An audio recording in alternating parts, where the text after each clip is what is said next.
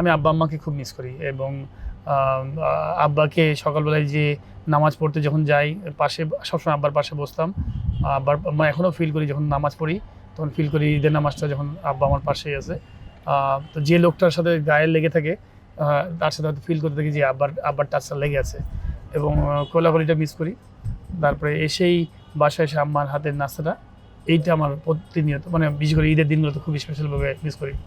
Pilot ভাই, মানে ঈদে তো আপনি রাজশাহী থাকেন সব সময়, রাজশাহীতে কেন ঈদটা করা হয়? আপনি তো ঢাকাতেও থাকেন, ঈদের সময় রাজশাহী চলে আসেন, রাজশাহীতে কেন ঈদটা করা হয়? দেখেন সবচেয়ে বড় হচ্ছে যে আমি তো রাজশাহী থেকে বেড়ে উঠেছি, রাজশাহী আমার জন্ম এবং আমার ম্যাক্সিমাম বন্ধু আত্মীয় সবাই আমার কিন্তু রাজশাহীতে। তো একটা হোম সিকনেস তো একটা বলে কথা আছে। খেলাধুলার লাইফে খেলাধুলা করেছি এবং ঢাকা কেন্দ্রিক। তো আমার মনে হয় যে যখনই আমি ফ্রি থাকি বিশেষ করে ঈদের সময় সমস্ত মানুষকে আমি কাছে পাই যাদের সাথে বড় হয়েছি, হয়তো 20 বছর 10 বছর 15 বছর দেখা হয় নাই। তো ঈদকে কেন্দ্র করে দেখা হলো যে ওই সময়টাতে সুন্দর সবার সাথে দেখা হয়, সমস্ত খেলোয়াড়দের সাথে দেখা হয়। আমাদের অনেক রকম প্রোগ্রাম হয়, খেলোয়াড়দেরকে নিয়ে প্রোগ্রাম হয় ঈদকে কেন্দ্র করে। তো সব কিছু মিলে এবং আমি আরেকটা হচ্ছে যে রাজশাহীকে একটু আলাদা পছন্দ হয়। আমি একটু একটু সফট টাইপের বলতে পারেন যে একটু নিরিবিলি থাকতে পছন্দ করি, প্রকৃতির সাথে থাকতে পছন্দ করি। রাজশাহী কিন্তু খুব মানে বিউটিফুল সিটি। যদি খুব ঠান্ডা মনের মানুষ হয়ে থাকেন আপনি সারা বছর আপনি কাজ করলেন ঢাকাতে, কাজ করার পরে আপনি যদি একটু রিল্যাক্স টাইমটা যদি রাজশাহীর মতো জায়গায় কাটান খুব সুন্দর লাগবে। আপনি শহরের একটু বাইরে 10 থেকে 15 মিনিট বাইরে গেলেই দেখবেন যে শুধু সবুজে সবুজ এবং একদম শহরের পাশে কিন্তু পদ্মা নদী। আমি এই নদীতে মাঝে মাঝে চুপ করে চলে যাই। একটু নৌকা নিলে এখানে কিন্তু খুব বেশি ডিমান্ড না নৌকাতে নিয়ে। আপনি নৌকা নিয়ে ওই পারে গেলে নীল পানি, একদম ক্লিন ওয়াটার, স্রোত আছে কারেন্টের মতো যেটা বলি আমরা। এবং ওই পানিতে জায়গায় জায়গায় ছোটো ছোটো নদীর মধ্যে দেখবেন ছোটো ছোটো আইল্যান্ডের মতো থাকে, ছোটো ছোটো দ্বীপ। হয়তো দেখা গেলো যে 200-300 হাত বা 100 হাত নিয়ে একটা আপনার এত ছোট্ট একটা দ্বীপের মতো ওইখানে নৌকা ভিড়ায় আপনি একদম হাঁটতে হাঁটতে পানির মধ্যে নেমে গোসল করলেন, ওটা মজা আলাদা, তৃপ্তি আলাদা। তো ওই কক্সবাজারে যেমন গোসল করেন না, ঠিক এরকম আমার কাছে মনে হয় নদীর মধ্যে গোসল করা এগুলো সুন্দর, মানে সবসময় টাচ করে। আমি ছোটোবেলার লাইফটা কিন্তু আমার ছিল এই রাজশাহীতে নদী কেন্দ্রিক, নদীতে পদ্মা চরে ফুটবল খেলতাম প্রচুর এবং নদীতে গোসল করতাম। তো সেইগুলো মিস করি, বাট সুযোগ পেলে ওই পদ্মা নদীতে যে গোসল করি আপনার মেন্টালি ফ্রেশ লাগে, ফিজিক্যালি ফ্রেশ, মেন্টালি ফ্রেশ লাগে। যখন আপনি ফ্রেশ ওয়াটারে গোসল করবেন তখন এমনি আপনার ভালো লাগবে। আর এখানে আমার একটু গাছ প্রকৃতি খুব পছন্দ। আমি যদিও আমার বাগানে প্রচুর অনেক গাছ লাগানো আছে আমার নিজের হাতে। আমি যেখানেই পারি সুযোগ পেলে গাছ লাগাই, সেটা সরকারি জায়গা হলেও গাছ লাগাই বা কোনো মানুষকে যদি আইডিয়া দেওয়ার দরকার হয়। অনেক মানুষকে আমার বন্ধু বান্ধবের মধ্যে অনেকের জায়গা আছে হয়তো পরিত্যক্ত পড়ে আছে, সবসময় বলি যে গাছ লাগানোর জন্য।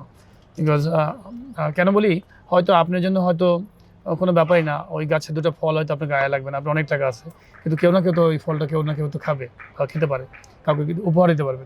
তো সব কিছু মিলে আসলে গাছপালা ভালো লাগে, এই জন্য আর কি বেশি এদিকে চলে আসি। ঈদে কি এখন সালামি দেওয়া হয়, মানে সালামি এনজয় করেন? ঈদটা আমি মানে এনজয় বলতে আমি ঈদ ছোটোবেলাতে খুব বেশি আনন্দের একটা সময় ছিল, ডান পিটে ছেড়েছিলাম। বাট এখন ঈদের সময় যখনই আমি খেলাধুলা শুরু করে দিলাম প্রফেশনাল লাইফে, যখন চলে আসছি তো ন্যাশনাল টিমে যখন খেলা শুরু করি তখন এত বেশি ট্রেনিং ছিল আমাদের, এত বেশি প্র্যাকটিস ছিল, ম্যাচ ছিল, ফলে ঈদের দিনগুলোতে আমি খুব ঘুমাতাম। নামাজ পড়ে এসে আমার আম্মা আমার আব্বা সবাই জানতেন যে আমি খুব টায়ার্ড। এবং আমার আব্বা যেহেতু স্পোর্টসম্যান ছিলেন, আমার পুরো পরিবার কিন্তু স্পোর্টসের সাথে জড়িত ছিলেন।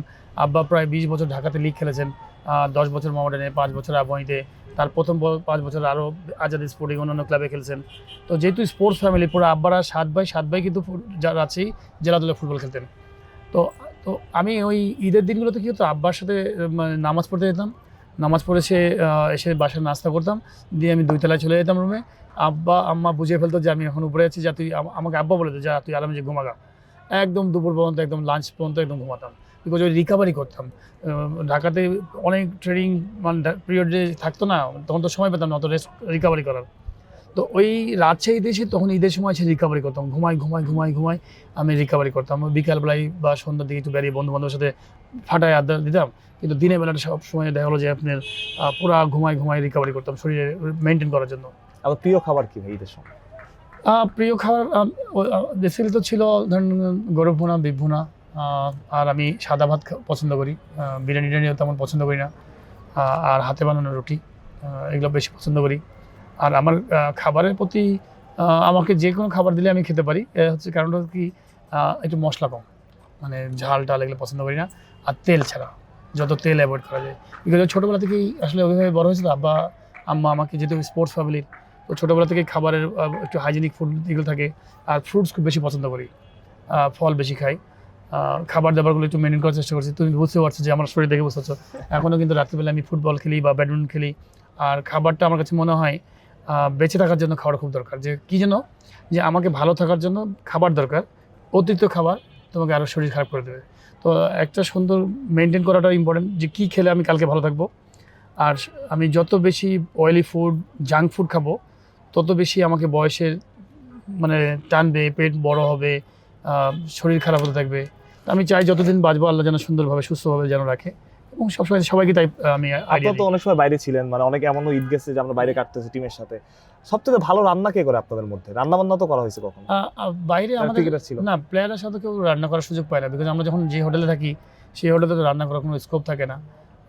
আলটিমেটলি সবাই তো আমাদের লোকাল ট্যুর এরকম হয়েছে না। রান্না করে খাওয়া হয়েছে? হ্যাঁ, রান্না করে খাওয়াচ্ছে। আমরা অনেক সময় দেখা হলো যে আমাদের সময় তো আরও বেশি টাফ টাইম গেছে।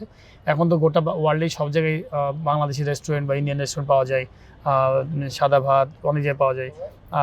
সেটা ওয়েস্ট ইন্ডিজে বলেন, নামিবিয়া বলেন, জিম্বাবুয়ে বলেন। এমন একটা সময় ছিল, আমরা আফ্রিকা বলেন, আমরা খেলতে গেছি, আশপাশে হয়তো কোনো রেস্টুরেন্টই নাই, বাংলা রেস্টুরেন্ট, মানে বাংলা বলতে আমাদের এই এশিয়ান রেস্টুরেন্ট নাই। ফলে দিনের পর দিন হয়তো দেখা হলো যে এই র্যান্ড চিকেন, মানে ওই যে চিকেন, আর ওই যে হয়তো দেখা গেলো যে আপনার ওই কী বলে ম্যাশ পটেটো, এগুলো দিয়ে খেয়ে আপনি 3 দিন 4 দিন 5 দিন কাটাইছেন। তখন হয়তো হয়েছে আমাদের খেলোয়াড়দের মধ্যে অনেকেই বা লিয়াজন অফিসারের মাধ্যমে কোনো না কোনো বাসায় হয়তো ইন্ডিয়ান মানুষ বা হয়তো পাকিস্তানি মানুষ, বাংলাদেশি মানুষ কম পাওয়া হতো, বা বাঙালি মানুষেরও অনেক সময় ছিল যে বাসায় আমরা হয়তো অর্ডার দিয়ে দিয়েছি একসাথে, আমরা ওনাদেরকে টাকা পয়সা দিয়ে দিতাম যে ভাই আমাদেরকে একদম পুরো রান্না করে আমাদেরকে এতজনের জন্য খাবারের একটা সার্ভিস দেন। আলটিমেটলি খাবার তো খুব ইম্পর্টেন্ট। আপনি যখন খেলবেন, ভালো খেলতে হবে, পারফর্ম করতে হবে, তখন তো ফুডটা খুব ইম্পর্টেন্ট। আর আমরা তো ইউজ টু না, ওই ফুডটা তো আসলে ইউজ টু না। আপনি হয়তো খাবেন, কিন্তু আপনি তো ইউজ টু না, হয়তো বেশি পরিমাণ খাবেন না যে পরিমাণে আপনার দরকার। তো আস্তে আস্তে আমার কাছে মনে হয় যে পরবর্তী সময় আস্তে আস্তে কিন্তু সবই অ্যাডজাস্ট হয়ে গেছে। যখন আপনি অনেক রেগুলার ট্যুর করতে করতে আপনার এমন হয়ে গেছে যে এখন যে কোনো ফুডই আপনি সহজ, শুধু ভাত খেতেই হবে তা না, যে কোনো ফুডই আমি খেতে পারি, সবই ইউজ টু। আপনি তো একটু সিনিয়র ক্রিকেটার, সাকিব, মাশরাফি, মুশফিকদের সাথেও আপনাদের খেলা দেখা সাক্ষাৎ সবকিছু হয়েছে। আসলে এমন কোনো দিন হয়েছে যে তারা ঈদের সময় আপনার সালামি চেয়েছে, বা এমন কোনো ঘটনা মনে পড়ে কিনা, মজার ঘটনা? না, খেলোয়াড়দের সাথে এরকম হয় নাই। সালামি খেলোয়াড়রা তেমন চাওয়ার সুযোগ হয় নাই, কারণ প্রত্যেকটা খেলোয়াড় সালামি তো অলরেডি পেয়েই যায়। যেমন আমরা খেলেছি যখন, ধরেন সাপোজ মাশরাফি বলেন, আমাদের জাস্ট জুনিয়র মাশরাফি, সাকিব আসছে, তো তারা তো আলটিমেটলি তারাও যখনই ন্যাশনাল টিমের প্লেয়ার খেলে তখন তো সেও তো হেলদি হয়ে গেছে, মানে ফাইন্যান্সিয়ালি, তো তার তো দরকার না, তাকেও কিন্তু দেওয়া লাগতো হয়তো তার আত্মীয়স্বজনকে। তো মানে ওই জায়গাতে দেওয়া লাগতো না, হয়তো 2-1 জন হয়তো আর কি ঠাট্টা করে চাইছে, বাট ওরকম দরকার হয় না কখনো। একদম লাস্ট প্রশ্ন, আসলে কোন জিনিসটি ঈদে সবচেয়ে বেশি মিস করেন?